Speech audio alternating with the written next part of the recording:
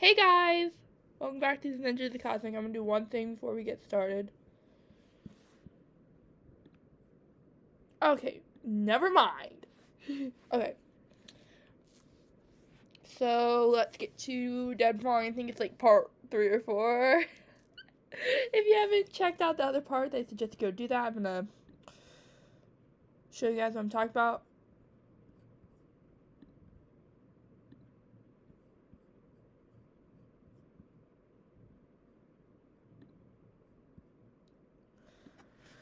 Oh, hold up.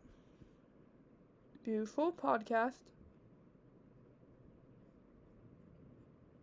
Though I have 2 episodes, so yeah, hold on, I'm gonna manage them so I can show you what. Okay, we got 1 and 2. Hold on, I'm gonna look at my podcast. Okay, we got 2 episodes, so yeah, this is part 3.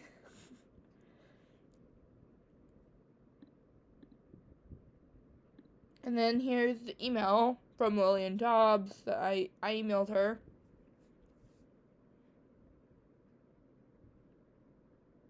Sorry, Leanne Dobbs. Okay? So YouTube, you cannot come after me. Okay, guys. So we're going to be starting at chapter 23.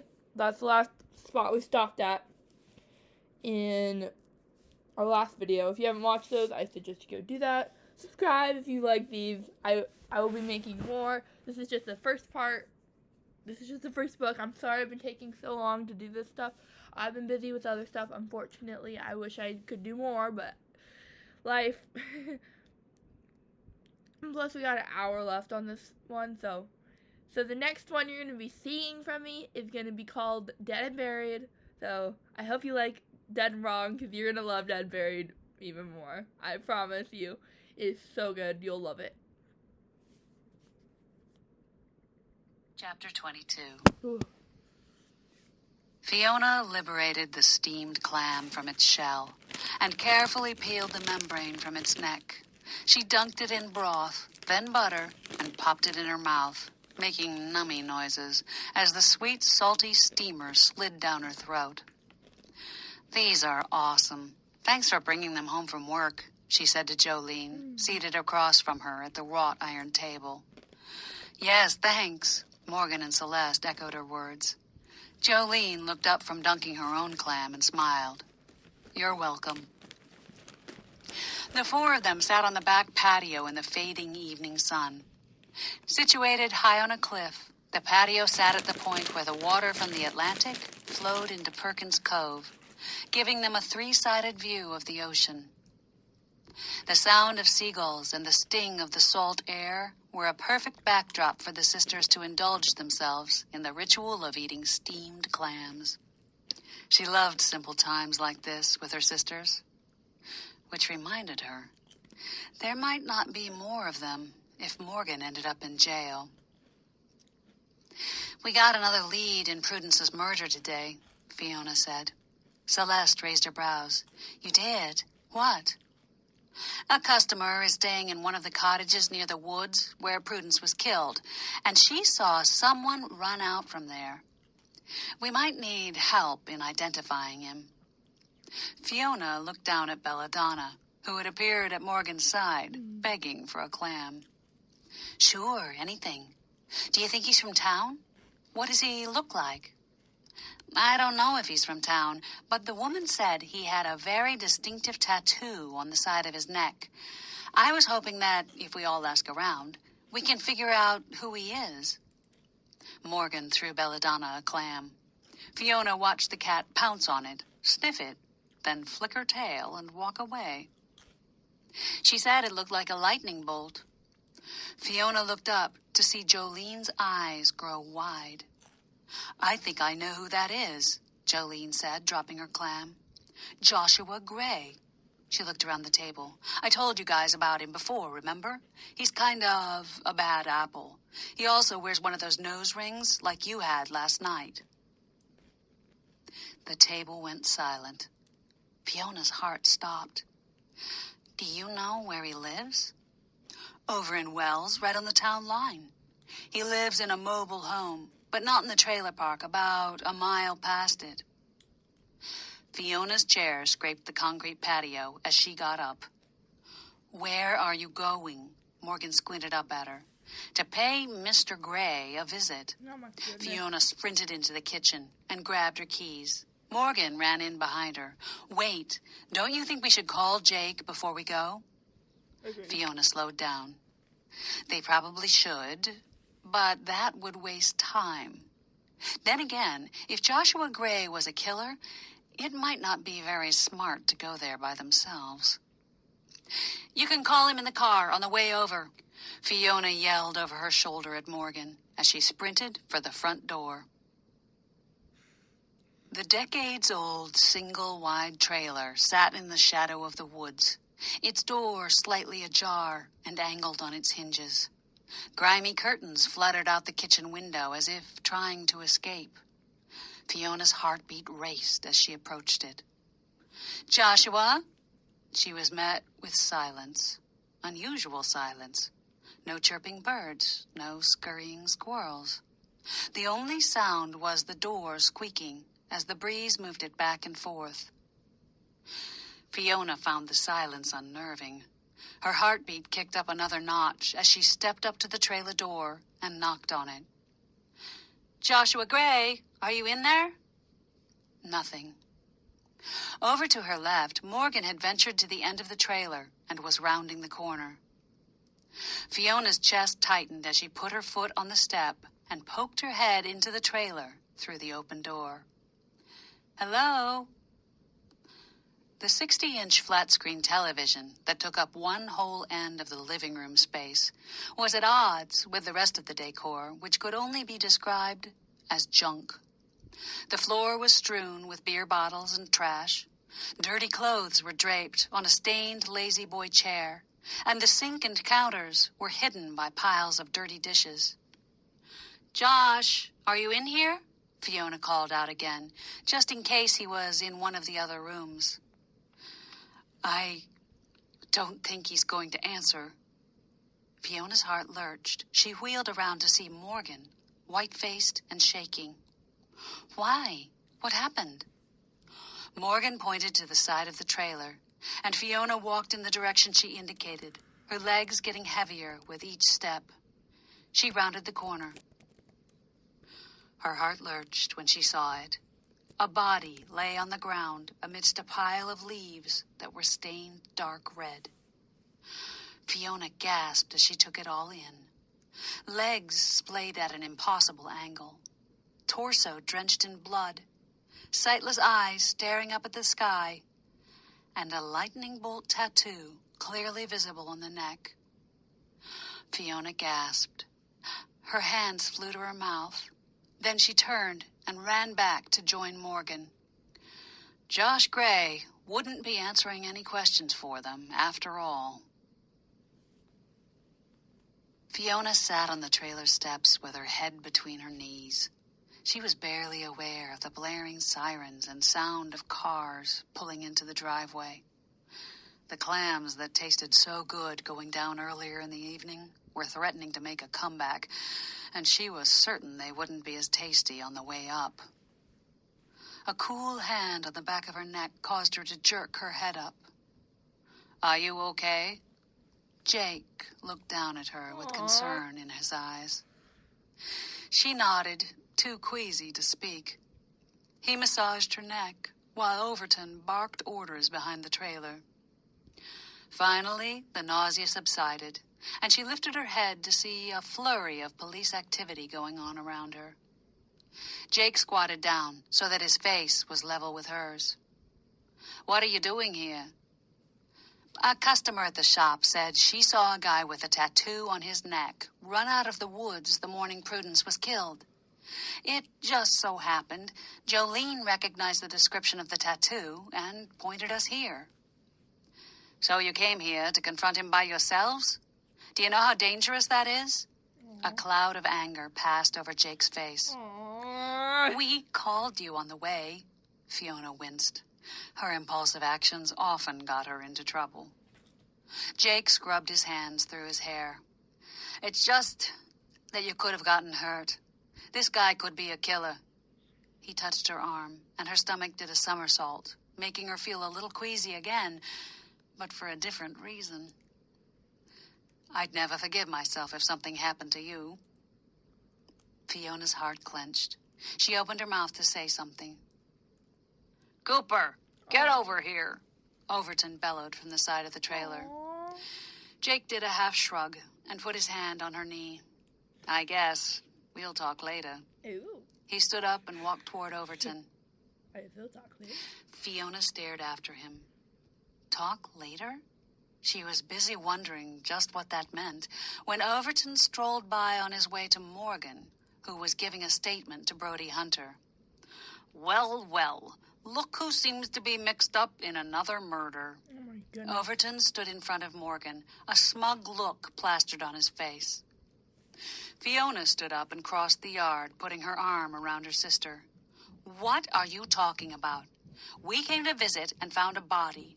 Morgan called 911 for crying out loud. Overton took the toothpick out of his mouth. A perfect way to cover up that you're the killer. That's ridiculous. Is it? I think it gives me enough to bring your sister in and question her. What? Fiona sputtered. Why would Morgan want to kill Josh? Overton narrowed his eyes. I don't know. Maybe he saw her kill Prudence and she was trying to silence him. Maybe. Which means you're probably in on it with her. No. Looks like I'll have to bring you both in. Overton crooked his fingers at another one of the uniforms, who scurried over. Cuff these two and put them in the car.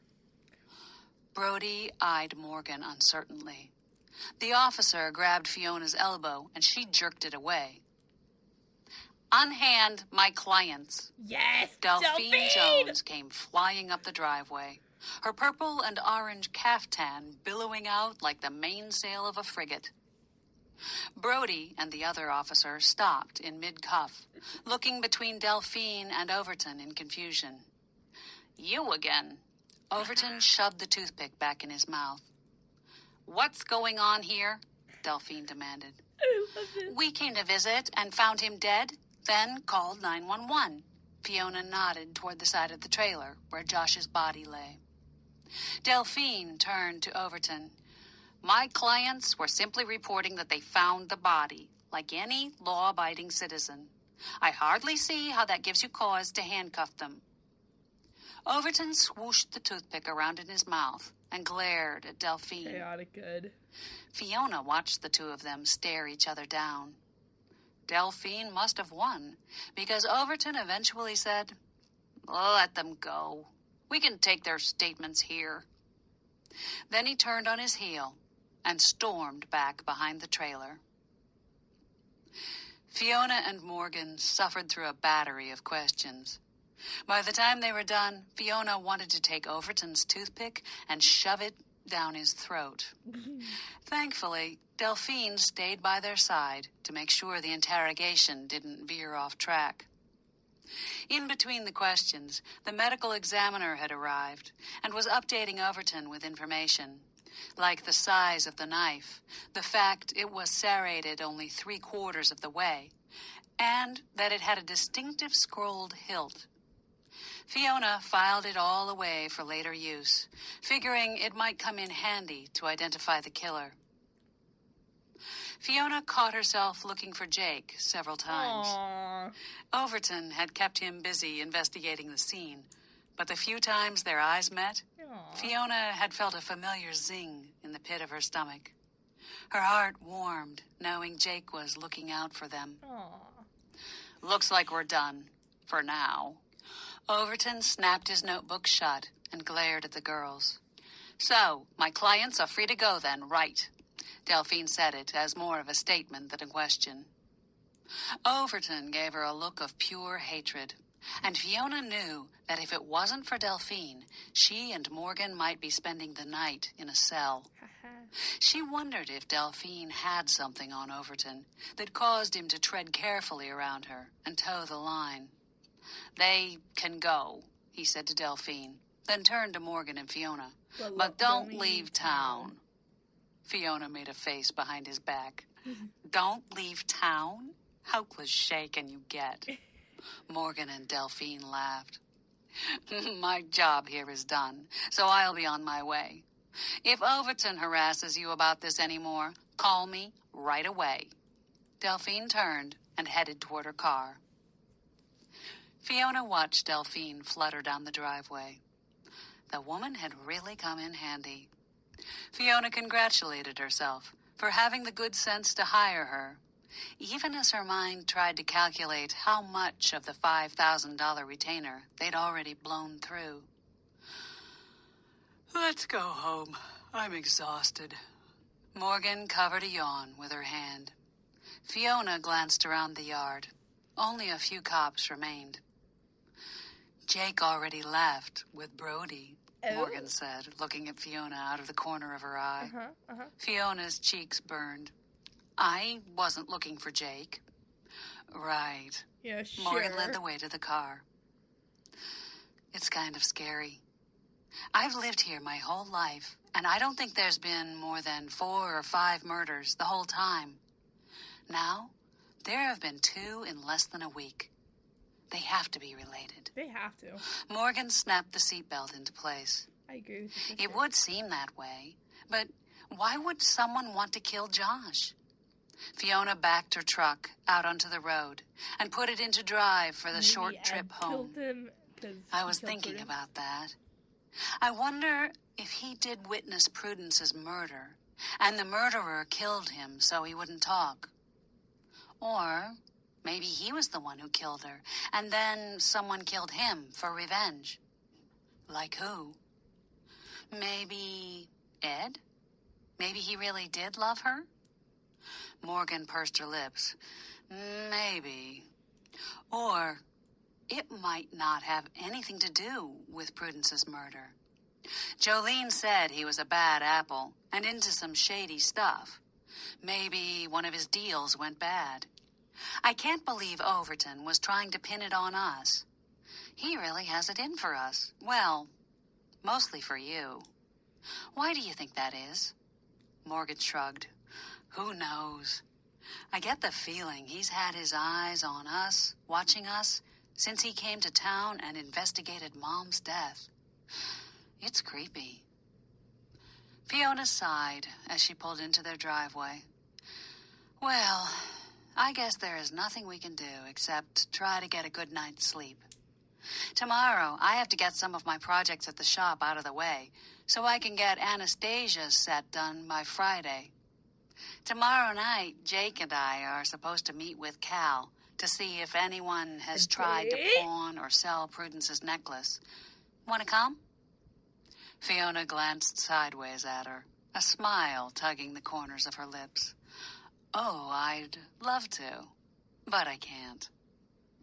Fiona's brow creased, wondering what Morgan found so amusing. Okay, I'll just go with him then. Maybe Cal will have a lead on the jewelry, and Jake will have a better idea of who killed Josh Gray and why. Chapter 23. Fiona felt a blast of cold air as Jake held the door of Reed Pawn and Antiques open for her.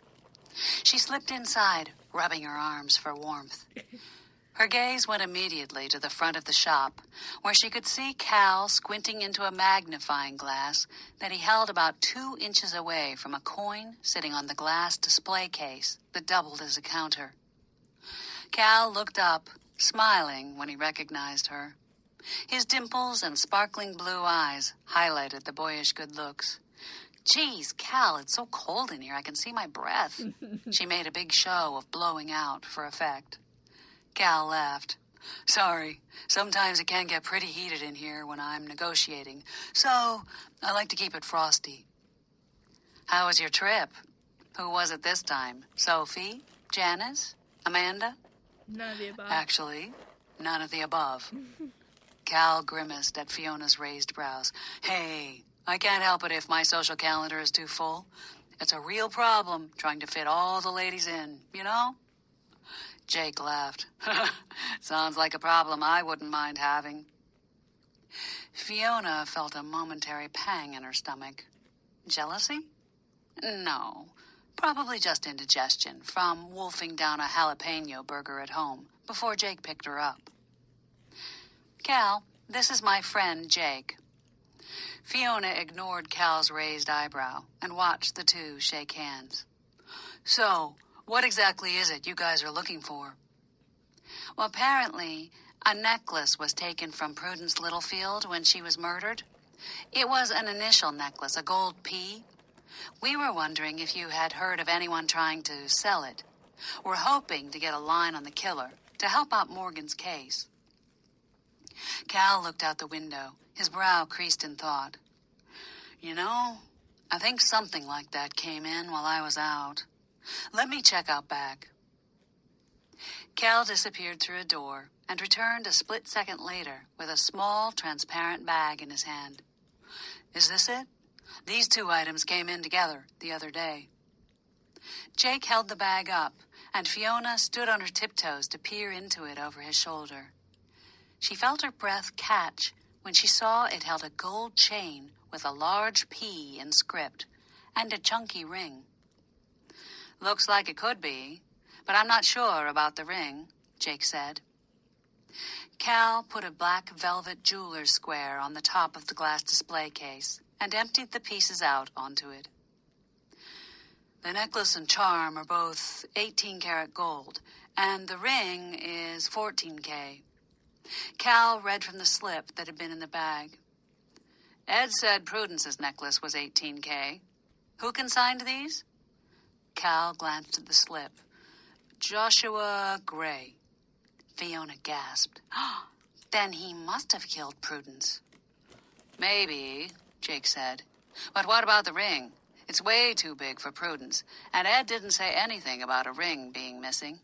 Fiona bent down to get a better look at the ring. It had what looked like a family crest on it, a shield, a crow, and 2 sheaves of wheat crossed in an X. Maybe he stole it from someone else.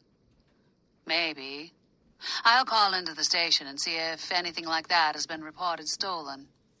Jake looked at Cal. You'd better set these aside. They may be part of a police investigation. Calvin raised his brows, and Jake added, Besides, your consignor was found dead last night, so I don't think he'll be needing the money. But why would Josh Gray want to kill Prudence Littlefield? Fiona asked Jake, as he pulled his Suburban away from the curb in front of Cal's store. I'm not sure. That's what we need to figure out.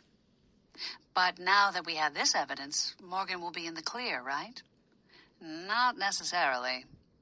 What? But Josh had the necklace. That doesn't really prove anything. Someone could have given him the necklace, or he could have found it in the woods after the murder. Fiona's heart dropped. She looked out the window at the passing scenery of downtown Noquit. It was prime tourist season now, and the streets were loaded with people walking down the sidewalks and browsing through the shops.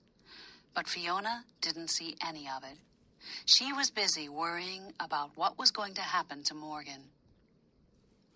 Jake startled her out of her reverie by putting his hand on her knee. Don't worry. We'll get to the bottom of this and find the real killer. Aww. Fiona's heart melted when she saw the genuine concern in his gray eyes.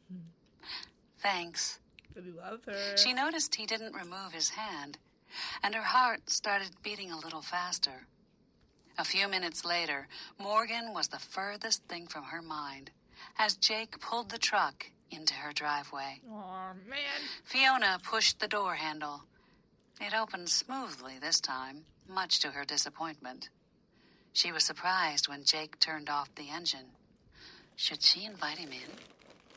I'll walk you to the door, Jake said. With all the things that are happening around you girls, you can't be too safe. Aww. Fiona nodded and slipped out of the car, waiting for Jake to come round the front. Her heart skittered in her chest when he put his hand on the small of her back to lead her up the walkway to the porch. They climbed the steps, and she stopped at the door. She turned to say goodnight and realized he was standing close. Very close. Her stomach flip-flopped.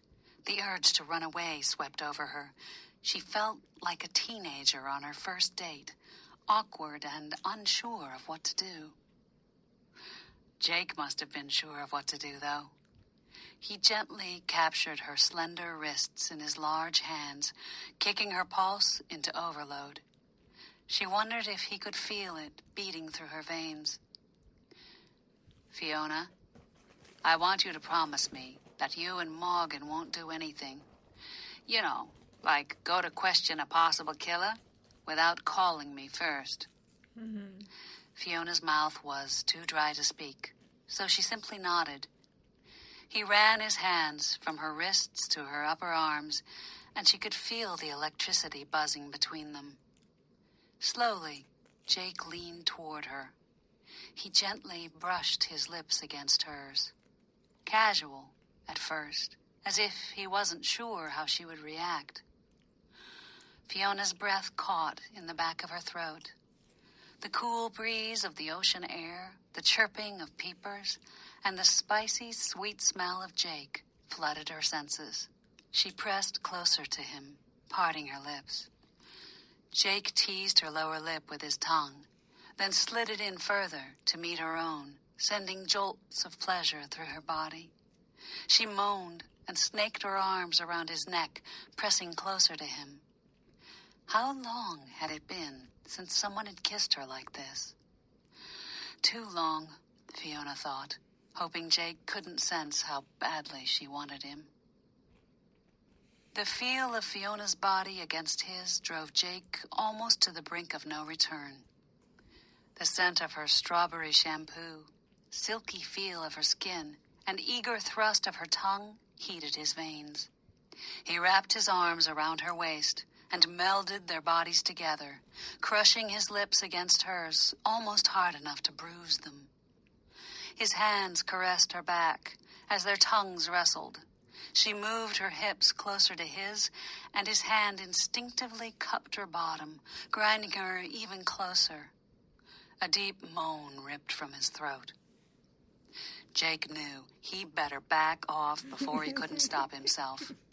He was well aware of the disasters of taking things too far too soon, and he wanted Fiona too badly to screw things up now. Aww. He slid his hands back up to her hips. Pulling back, he looked down at her upturned face. Her eyes still closed, lips swollen from their kiss. Feeling things stir in him that had lain dormant for a long time, Aww. he brushed a long red curl back from her face. She opened her icy blue eyes, and Jake felt like he could get lost in them. He traced the curve of her jaw with his thumb. Maybe next time we could have a more traditional date, instead of doing detective work to track down a killer, Jake said. I love it. She laughed, and Jake placed a quick kiss on her forehead, then turned down the steps. He looked back at her over his shoulder. Don't forget, no detecting on your own. She nodded, and he watched her open the door and disappear into the house before he trotted to the Suburban. Aww. Jake got in his truck and stared back at the house, his lips still burning from the kiss. He thought about the two murders and how Overton was hell-bent on implicating one or more of the Blackmore girls, and his gut churned with worry. He knew Fiona must be just as worried, maybe more. He hoped she'd remember her promise not to investigate on her own, but he doubted her feisty, impulsive nature would let her. That was one of the things that attracted him to her, even though, in this case, it could prove to be quite dangerous. Jake sighed as he started the truck and put it into gear. All the more reason to step up his own investigation and find the real killer, fast. The stakes were too high for him to fail. Chapter 24. Fiona floated through the next day, completing several orders for custom jewelry and dodging Morgan's probing questions. When she and Morgan arrived home that evening, she felt like she was on top of the world. Well, except for the little matter of 2 murders that the police seemed hell-bent on accusing Morgan of. Like, I can't wait to see Jake. Let's order pizza and eat it out on the patio, Morgan said, as they breezed through the large foyer, down the hall, and into the kitchen. Sounds great.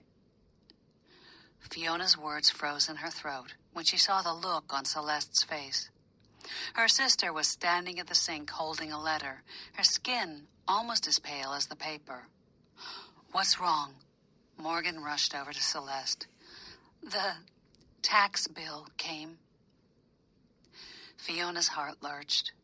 With everything else going on, she'd forgotten about the property taxes, which were due in June. Their house, and the cottage which housed Sticks and Stones, had been handed down through the generations, so they had no mortgage. But the property taxes were a killer, especially for the 24-room Oceanside property. How much is it? Celeste handed the paper over. Fiona's heart squeezed when she saw the amount. Do we have that much saved?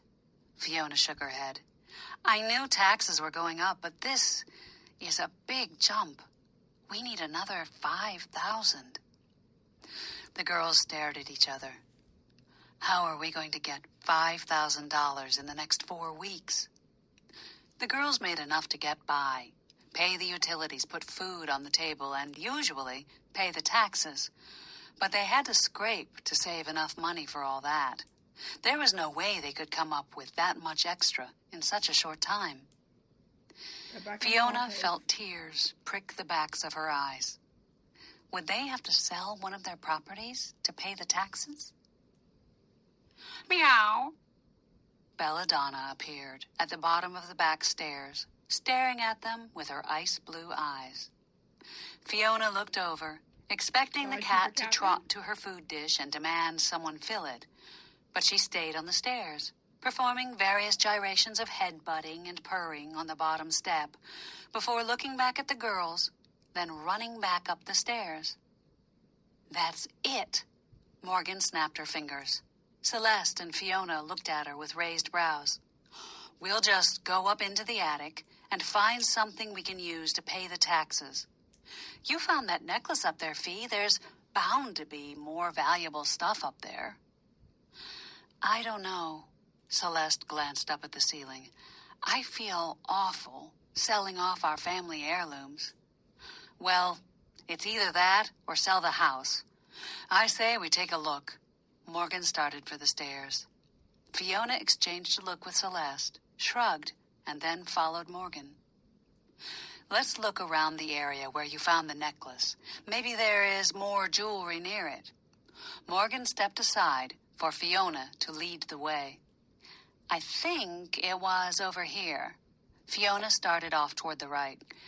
Belladonna let out a meow over to their left, and Fiona spun around. No, wait. It was over there. She recognized the window and rocking chair. The girls picked their way over, then started rummaging through boxes. They pawed through boxes of linens, old scrapbooks, and even a pile of old newspapers.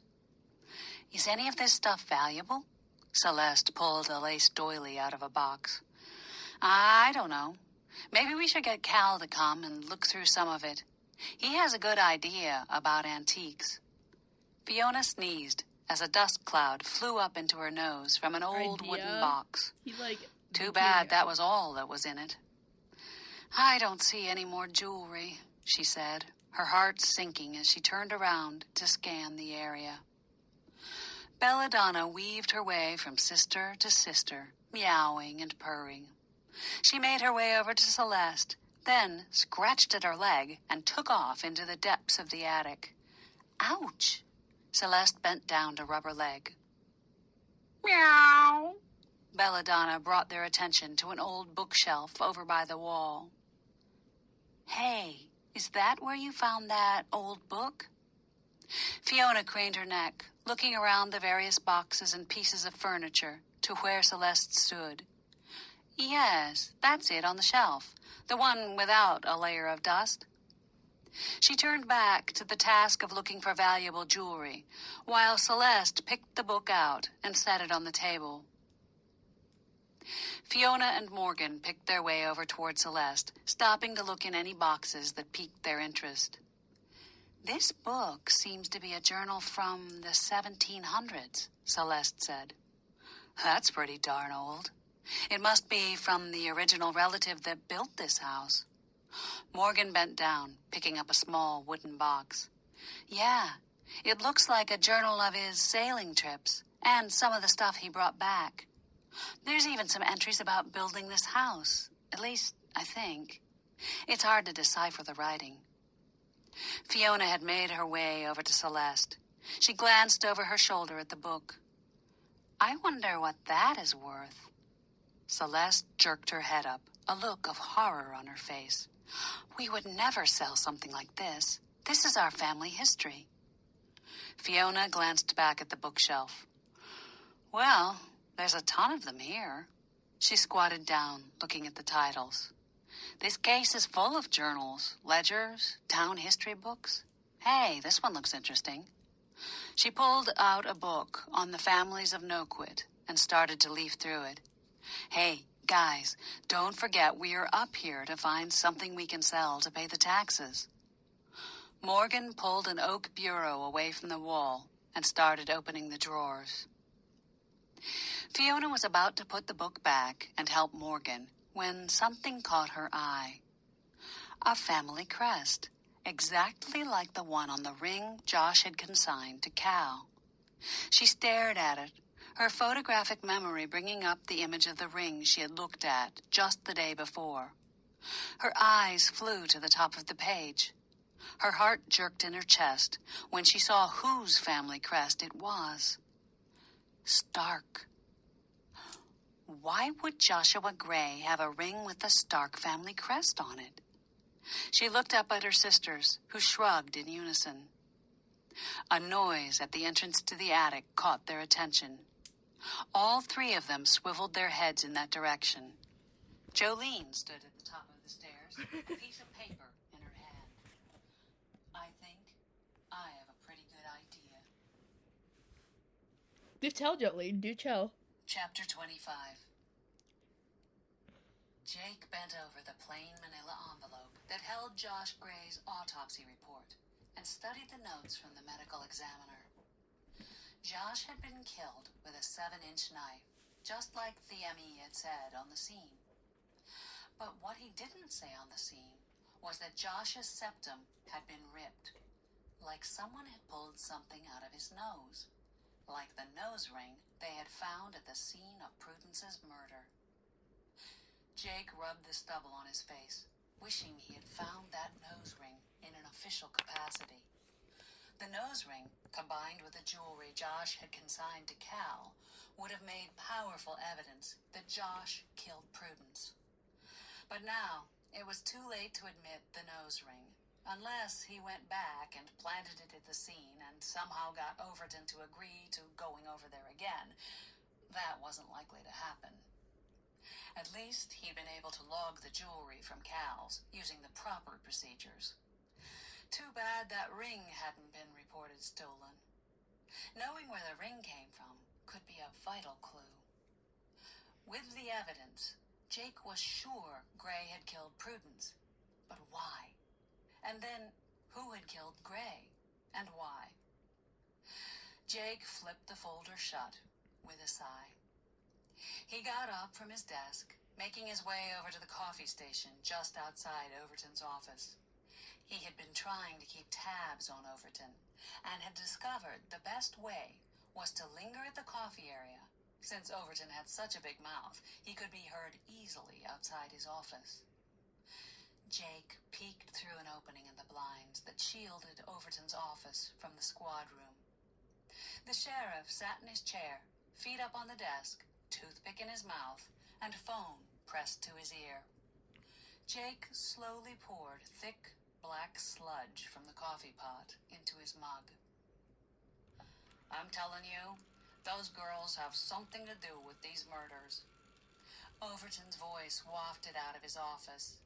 Jake strained to hear while he slowly opened the creamer and poured it into his coffee. I think the oldest one killed Littlefield, but Gray must have seen her, and she had to silence him. Her and the redhead were probably in on that one together. Jake poured some sugar into his cup. I don't care how long their family has been in town. Jake picked up a wooden stirrer and stirred his coffee, mindless of everything else except Overton's voice. I want a search warrant issued ASAP. I'm sure they have vital evidence hidden somewhere on that property. Jake thought about the nose ring on the kitchen counter and the scarf in Fiona's room. If Overton got that warrant, the girls could be screwed. He pulled out his cell phone and bolted for his office. Fiona didn't answer, so he tried Morgan. No answer. He slammed the phone shut, his heart pounding in his chest. Where were they? His eyes darted around the office. He was on duty and technically not supposed to leave the station unless he was dispatched on a call. But screw it. He had to warn Fiona and Morgan. He grabbed his gun, shoved his chair back, and ran out to his car. Chapter 26. I don't know if this is such a good idea, Morgan whispered to Fiona. If what Jolene found on the computer is true, then this is our best bet for catching the killer and finally proving you didn't do it.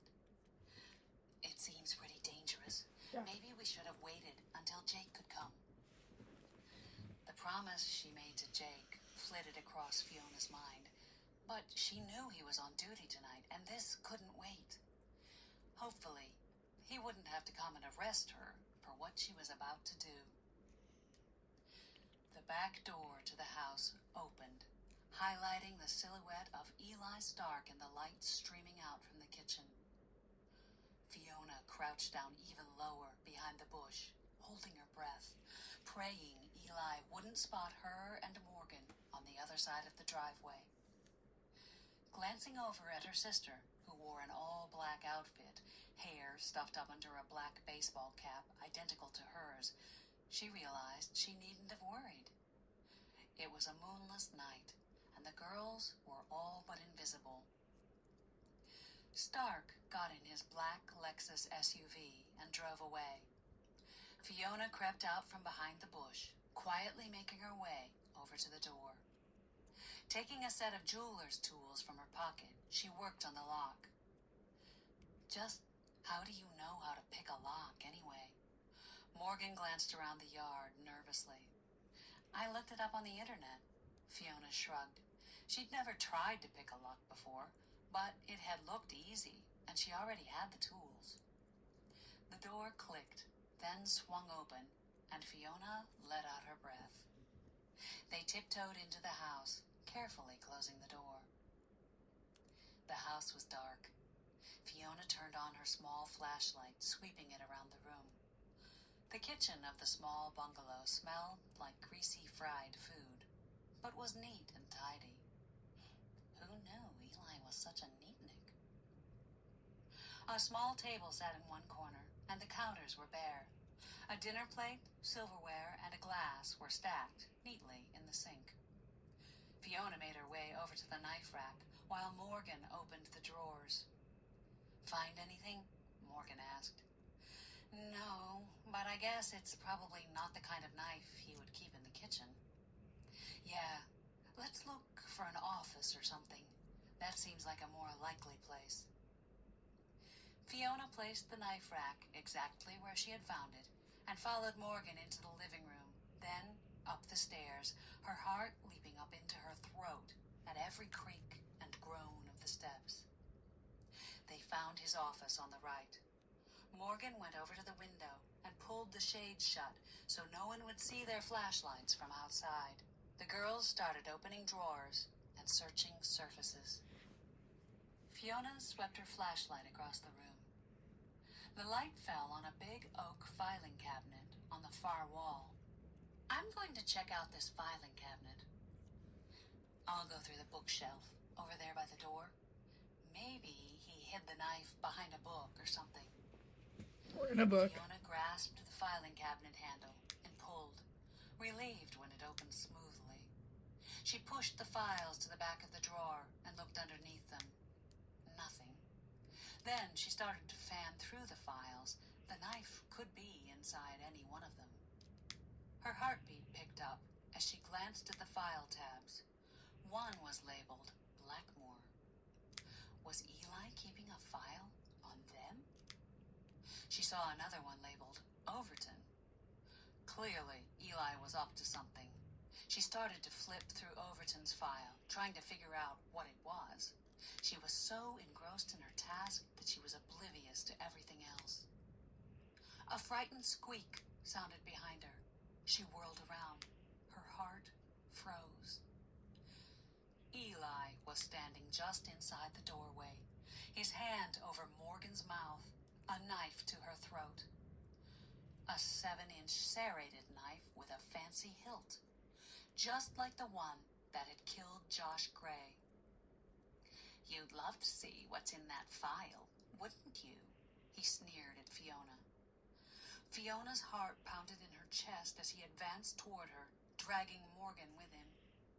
Morgan's eyes darted around the room in panic. She dropped the file, holding up her hands. "Let Morgan go." Eli snickered. "Let her go? I don't think so." He tightened his grip on Morgan, and Fiona's heart jerked at the muffled noise her sister made behind his hand. Fiona's back was against the filing cabinet, and she had nowhere to go. Her eyes searched the room frantically for some sort of weapon. "Get the duct tape out of the bottom drawer." Eli indicated the bottom drawer of the filing cabinet with his foot. Fiona bent down as slow as she could, stalling for time. "Hurry up."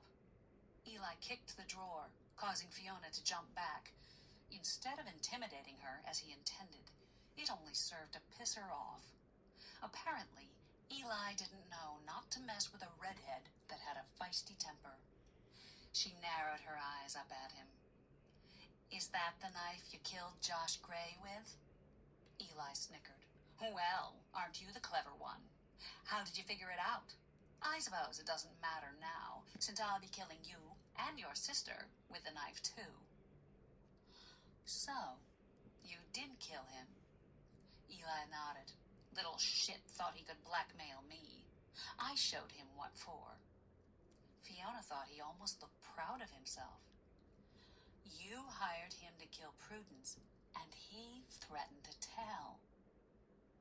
"I paid him good money, but he kept coming back for more over and over. I just couldn't have that, so I took care of business." "Well, it won't do you much good. The police know all about everything, and they have proof, so even if you kill us, you'll get caught." Eli pushed his chest out. "Ha! That's your mistake. I've got Overton in my pocket. He'll never prosecute me." "I wasn't talking about Overton. I sent the information to the feds, and they are very interested in what you have been doing," Fiona lied. Her heart pounded against her ribcage. This was her only chance. Eli narrowed his eyes. She could almost see the wheels turning inside his head, wondering if she told the truth. Fiona saw him loosen his grip on Morgan. Adrenaline shot through her body. She grappled behind her, grabbing on to the cast. Dad, stop. I'm trying to record, okay? I'm almost done. She swung her hand up, shooting up from her squatting position at the same time to put as much force behind it as she could. Eli threw his arm up instinctively to defend himself. Morgan jerked away to the side. Fiona felt the doorstop connect with Eli's forearm. Disappointment shot through her. She had aimed for his head. Hitting his forearm wouldn't be enough to knock him out. She had the doorstop raised high over her head for another attempt when a voice yelled from the doorway. "Drop it and put your hands up."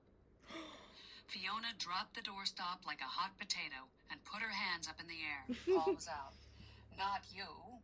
Jake stood in the doorway, Brody Hunter behind him, their guns raised and trained on Eli.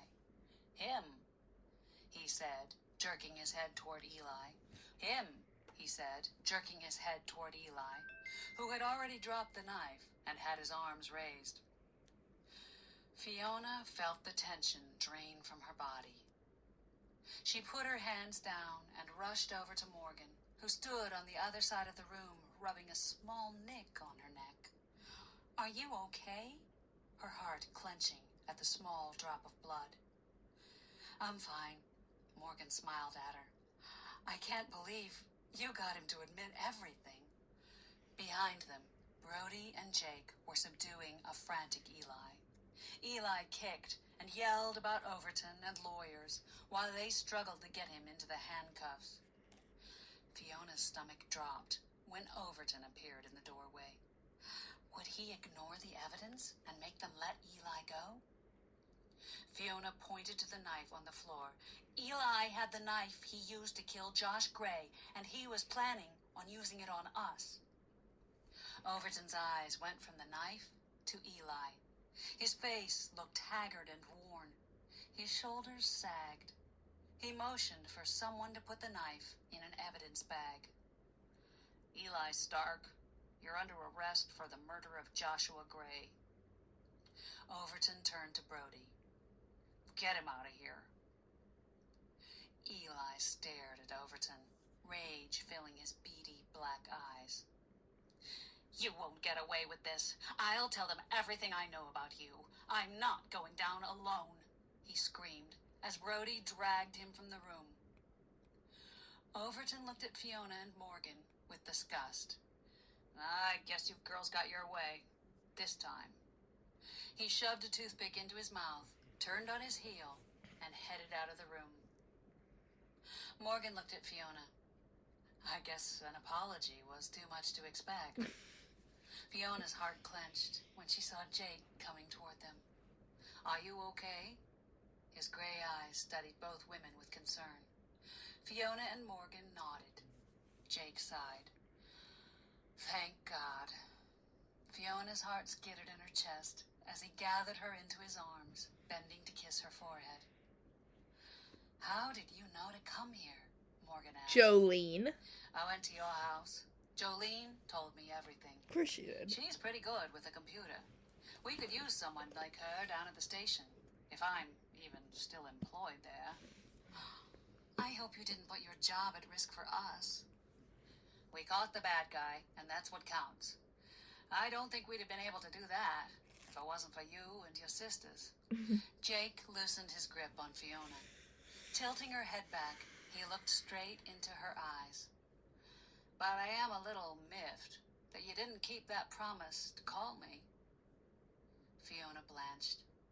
"Sorry, I wanted to call, but I knew you were on duty." Jake just nodded, then pulled her close again. "Well, I could see I'm going to have to keep a very close eye on you from now on." Oh. Fiona snuggled closer. A warm, satisfied glow spread through her veins. Having Jake Cooper keep a close eye on her was something she wouldn't mind one bit. Epilogue. Morgan Blackmore tapped her finger lightly on the counter, barely registering the low buzz of voices behind her in the crowded coffee shop as her mind raced over the events of the past few days. "Here you go." Felicity handed Morgan a tray full of hot coffee and tea. Morgan turned and walked toward the large table where Fiona, Jake, Jolene, Celeste, and Cal were seated. "I still don't understand why Eli wanted to frame Morgan," Celeste said to Jake as she accepted the tea from Morgan with a nod of thanks. "Actually, he was killing two birds with one stone, so to speak. He wanted Prudence out of the way, so Ed would sell him their land. And he figured if Morgan went to jail, the rest of the Blackmores would be eager to sell him the land where Sticks and Stones is, since they'd have less income and more legal fees." Jake took a latte from the tray, handing it to Fiona before grabbing a coffee for himself. "But what about the newt?" That was just luck on Eli's part. He was in the cafe and heard the exchange between Morgan and Prudence. He had already arranged for Josh to kill Prudence, and he knew newts were plentiful in the woods. So, he simply called Josh and had him add that little twist. He'd already planned to plant the scarf, so the newt was just a bonus, Fiona added. The whole town knows about our ongoing feud with Prudence, so he figured they'd just think Morgan finally got fed up and snapped. So, if Eli thought putting me in jail would cause financial hardship, he must have known about our trouble with the taxes. Morgan's brow creased as she wondered how he knew. Sure, it's easy enough to figure out what we make for income and do the math. Jolene shrugged. Speaking of which, Cal pulled a check out of his shirt pocket and pushed it across the table to Morgan. I found someone who was happy to buy that necklace. Morgan's eyes widened when she looked at the check. That's almost twice what we need for the taxes. Cal leaned back in his chair, smiling around the coffee stirrer he was chewing on. Morgan looked at him suspiciously. Cal, I hope this generous buyer isn't really you just giving us money. The deep timbre of Cal's laugh echoed across the restaurant, causing 4 women at the next table to glance over and ogle him, which wasn't really any surprise to Morgan. Since they were teens, Cal had been like a magnet to women. He had quite a reputation as a playboy, but along with being handsome, smart, and funny, Cal was also a nice guy that would do anything for his friends, including disguising a gift of money as a sale of jewelry to make sure those friends didn't object. He held his hands up. No, it wasn't me, I swear. It was a real buyer, and she's interested in buying more, if you have it. Any time you guys want to take another peek in the attic, I'd be happy to help you identify some of the good stuff. Morgan glanced around at her sisters. They had made a pact to keep as much of the family junk as possible. They wouldn't be venturing into the attic unless they got desperate again. We'll keep you in mind. Hopefully, we won't need to resort to that. I'm just glad we can put this whole thing behind us. We have Jolene to thank for that, Fiona said, looking at her younger sister proudly. If she didn't hack into Josh's accounts and trace the money to Eli, we might never have put it together. That took some skill. I think Jolene has quite a talent for computer work and detective work. Jake turned to Jolene. You should really think about pursuing that. Morgan watched a pink blush creep over Jolene's cheeks. Hey. Well, actually, I did sign up for a class in computer forensics over the summer. That's great. Morgan felt proud of her younger sister. She really was growing up. I've been wanting to get into law enforcement since I saw what a crappy investigation Overton did with Mom's death. And I love computers, so... She shrugged, taking a sip of coffee. Speaking of Overton, I noticed Eli had a file on him in his office. Do you know what was in there? Fiona asked Jake. Jake shook his head. The files from his office mysteriously disappeared. He lowered his voice and leaned in closer to the table. I know Overton is up to something, but I just can't put my finger on it. Eli did say he had Overton in his pocket, whatever that means, Morgan said. Jake narrowed his eyes. It's more than just Eli. Something is off about him, and I'm not going to stop until I find out what it is. Well, after I get back from administrative leave, that is. Morgan felt her stomach churn. Overton had put Jake on administrative leave for 2 weeks because he had left the station without getting dispatched on a call first. If Jake hadn't left when he did, Morgan and Fiona might be dead. That's so unfair he did that, Morgan said, shaking her head. That's okay. It'll give me some extra time to spend relaxing. Jake put his hand over Fiona's. The pointed look he gave Fiona and the subsequent blush on her cheeks left little room to wonder what he meant by relaxing. Morgan felt a tug in her gut. She used to be that happy with Luke. Would she ever feel that again? She was glad Fiona had moved on from her heartbreak with Kevin and found someone else. If she could do it, maybe Morgan could too. She glanced out the window at the main street of Noquid, busy with cars and pedestrian traffic. Her eyes went wide, her heart jerking in her chest, when she thought she saw a familiar figure. Could it be? She leaned closer to the window, squinting to get a better look, but he had disappeared into the crowd. "What's the matter? You look like you saw a ghost." Fiona's voice, laced with concern, pulled her attention back to the table. "Oh, it's just... I thought I saw Luke Hunter." She glanced back out the window. "What? I thought he was off fighting bad guys or capturing pirates or something." Celeste craned her neck to look in the direction of Morgan's attention. "Yeah, it was probably just someone that looked like him." Morgan settled back in her chair, not sure if the odd feeling in her gut was anger, relief, or disappointment. "Well, here's a toast to freedom and an uneventful and relaxing summer." Fiona raised her coffee cup to the middle of the table.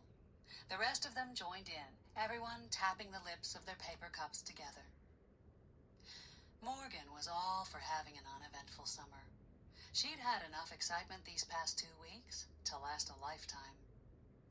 The only problem was, she had a tingle in her gut that told her the rest of the summer was going to be anything but uneventful. And her gut feelings were usually right. She brought the teacup up to her lips. The cinnamon scent of herbal tea soothed her senses. Sitting back in her chair, she looked around the table at her smiling family and friends. Maybe this time her gut would be wrong. She certainly hoped so. After all, what more could possibly happen? The end. Dead Wrong. Blackmore Sisters Paranormal Cozy Mystery Series, Book 1. Written by Leanne Dobbs. Narrated by Hollis McCarthy.